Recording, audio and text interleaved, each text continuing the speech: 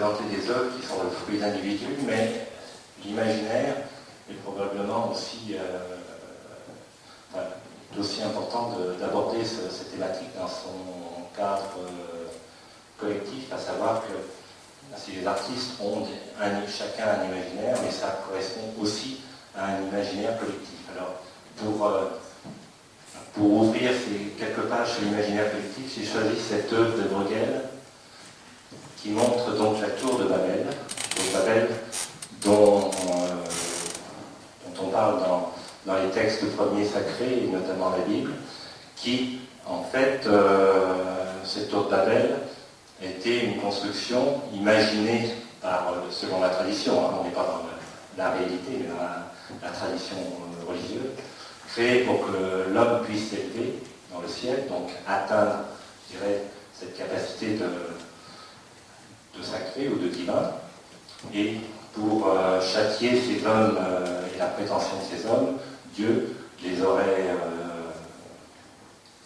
pénalisés en multipliant les langues, et la multiplication de ces langues créant la division entre les hommes, et donc la tour de Babel serait restée en état, mais n'aurait jamais été totalement construite. Et là, on est donc, et je l'ai choisi volontairement sur ce chapitre qui ouvre la mémoire collective entre le religieux et le sacré, parce que, à mon sens, c'est effectivement issu d'une tradition sacrée, mais c'est aussi, je dirais, dans la mémoire collective,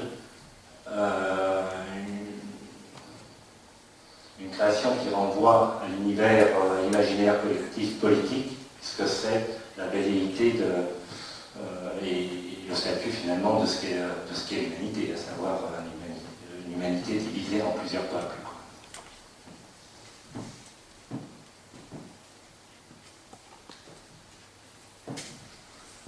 Alors une part, pour moi c'était très dur de sélectionner, parce que vous imaginez que sur chaque mot, chaque phrase, chaque pensée qu'on partage aujourd'hui, j'aurais pu choisir à chaque fois des milliers d'œuvres, donc il a fallu faire des choix.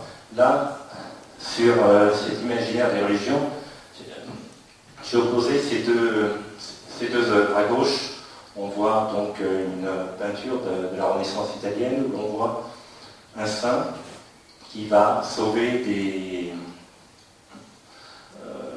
donc des hommes, leur permettre de s'évader de ce lieu. Et à droite, c'est un imam qui va combattre et tuer un monstre qui lui-même est une sorte d'être hybride entre l'homme et l'animal. Donc c'est vrai que toutes les religions, qu'il s'agisse des religions monothéistes ou polythéistes, sont toutes basées, je dirais que ça fait partie de la base du socle de l'ensemble des religions sur des croyances. Ces croyances d'ailleurs, en ce qui concerne les religions monothéistes, sont souvent sur un socle commun.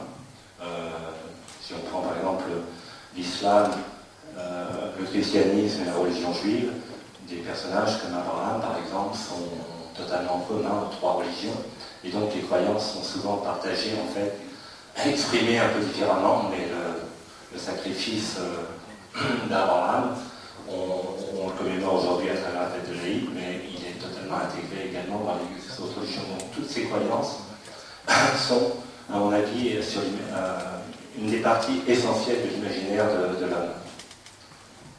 Imaginaire qui croise de nouveau le réel, puisque si vous suivez un peu les débats de l'actualité totalement contemporaine, ces croyances sur lesquelles se basent ces religions rentrent dans des débats on ne peut plus contemporains aujourd'hui, puisque certains nient la dimension imaginaire de ces croyances pour développer des thèses, entre autres créationnistes, donc en gommant, je dirais, cette frontière entre l'imaginaire et le réel. Petit détail, là c'est plus une analyse, je dirais, de l'image, mais vous voyez l'utilisation des symboles, et là qui sont aussi au cœur très souvent de l'imaginaire, enfin dans les recettes qu'utilisent les artistes, qu'ils soient écrivains, musiciens ou peintres, si vous prenez par exemple le saint, présenté à gauche, sa dimension sacrée est signalée tout simplement par l'auréole. Si on regarde l'imam qui est à droite, sa dimension, comment dire, sacrée, elle est signifiée par la flamme. Donc un symbole proche, mais un symbole un peu différent. Ce qui me semble aussi intéressant par rapport à cette œuvre, c'est également le personnage central de l'œuvre de la Renaissance italienne. Il progresse de gauche à droite. Le personnage central de la miniature de droite progresse de droite à gauche. Et là, je dirais que ce sont des clés que l'on retrouve très souvent dans l'analyse de l'image. L'écriture dans notre... en fait, on écrit de gauche à droite et la langue arabe s'écrit de droite à gauche. Donc très souvent, je ne dis pas systématiquement, mais très souvent, la construction de l'image fonctionne un peu dans le sens de l'écriture. Autre point intéressant, je parlais tout à l'heure de ce statut et de cette complexité justement de l'imaginaire et du réel dans le sacré. Le visage de l'imam n'est pas représenté, puisque dans la religion islamique, même s'il y a beaucoup d'exceptions, puisque notamment en Perse ou dans d'autres régions, en Inde, on retrouve des visages, mais en général le visage est effacé.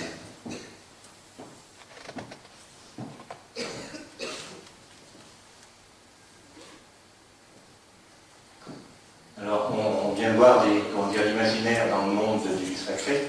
L'imaginaire est aussi très présent dans le monde du politique. Là j'ai choisi deux exemples à partir d'un imaginaire commun, puisque les deux tableaux que vous avez sous les yeux en fait mettent en scène l'imaginaire autour du personnage de Bonaparte. À gauche, c'est un imaginaire qui va dans le sens d'une légende positive, puisqu'il s'agit ce tableau de David montre le concurrent qui va franchir le col du Grand Saint-Bernard et qui est donc montré comme un homme victorieux. À droite, c'est un tableau de Goya, qui est aussi un grand peintre de l'imaginaire. Et Goya, lui, met en scène ce colosse immense dans les montagnes des Pyrénées, qui lui va exprimer peut-être la guerre, peut-être un être imaginaire des montagnes pyrénéennes qui bloquerait les armées napoléoniennes, mais là, l'imaginaire est au contraire pour aller à l'encontre de cet homme qui a envahi l'Espagne vers 1808, je crois. Donc deux imaginaires sur un même homme, mais véhiculant, je dirais, un discours totalement opposé.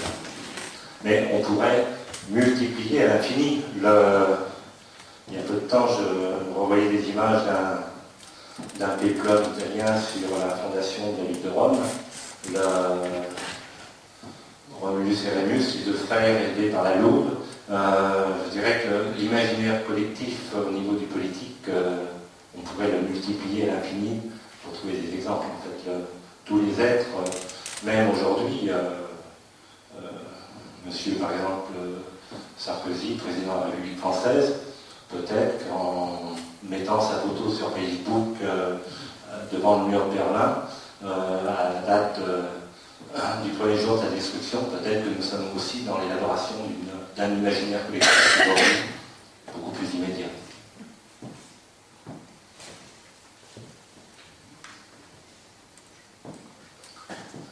Dans cet imaginaire collectif, ce qui m'a semblé aussi intéressant de voir, c'est un peu ces personnages qui sont entre deux, qui sont à la fois laïques et sacrés, on ne sait plus trop, ce sont les stars du passé ou les stars du présent. On leur attribue souvent des naissances particulières, des destins, souvent des morts prématurées. Et là, j'ai volontairement opposé une figure très lointaine,